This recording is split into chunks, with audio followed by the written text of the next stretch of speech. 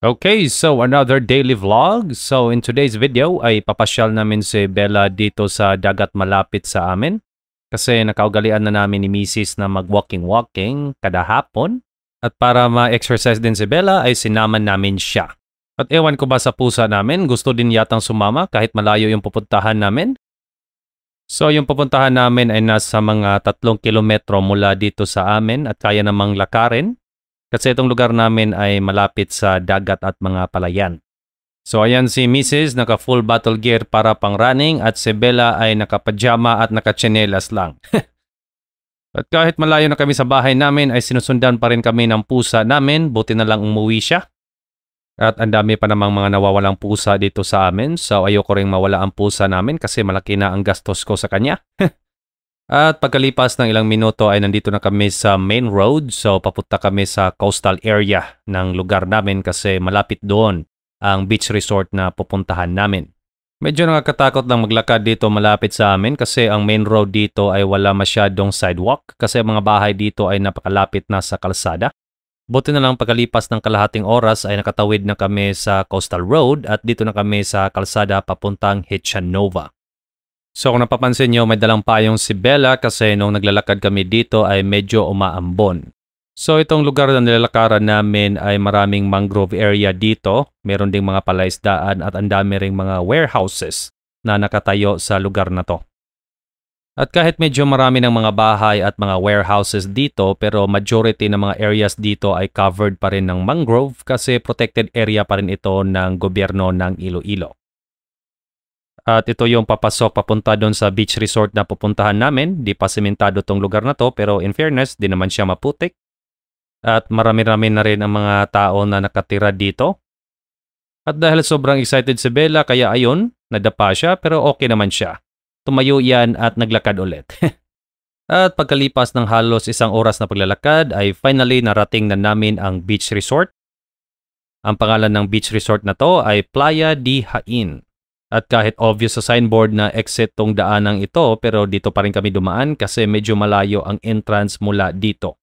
At kung kailan kami ay nandito na sa loob ng resort ay nagpakarga pa si Bella pero walang problema yan kasi love always yan ni Papa.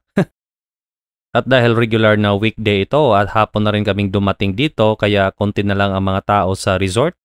At huminto muna kami dito sa tindahan para bumili ng snacks kay Bella kasi wala kaming dala. At dito rin kami nagbayad ng entrance na 20 pesos per head. At nagkataon pa nung pagdating namin ay low tide din kaya medyo malayo ang dagat sa shoreline pero napakaganda nito lalo na sa mga bata kasi di masyadong malalim ang dagat.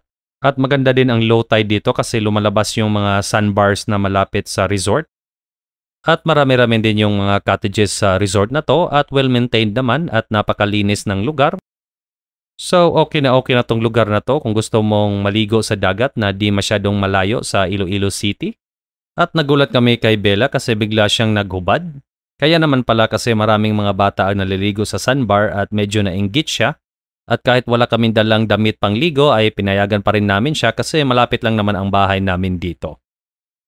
So, ito yung dagat nung maligo si Bella, napakababaw. At actually, kitang-kita pa nga yung Guimaras mula dito. Parang walking distance lang kung wala lang talaga yung dagat na yan.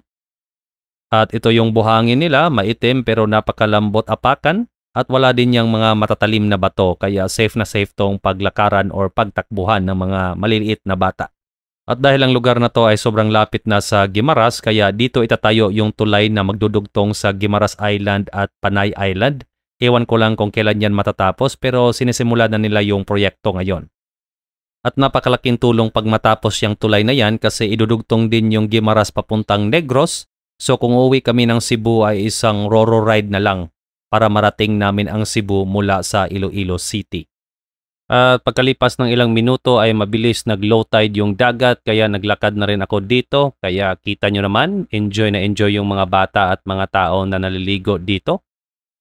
At ang mga taong nakatira din dito sa paligid ay pumupunta dito sa dagat para manghuli ng mga isda at iba't ibang klaseng shellfish.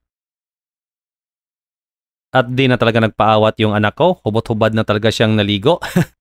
At wala namang problema kasi nung maligo siya sa mga oras na to ay kami na lang ang natira sa sandbar kasi malapit na itong mag-alas 6 ng gabi. At nung malapit ng dumilim ay bumalik kami sa dalampasigan at dito na lang nagpalipas oras.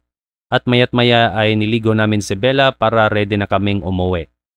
At isa na namang makabuluhang araw ang na-vlog namin. Na-enjoy talaga namin ang paglalakad namin sa araw na ito. So sa susunod ulit, salamat po sa panonood.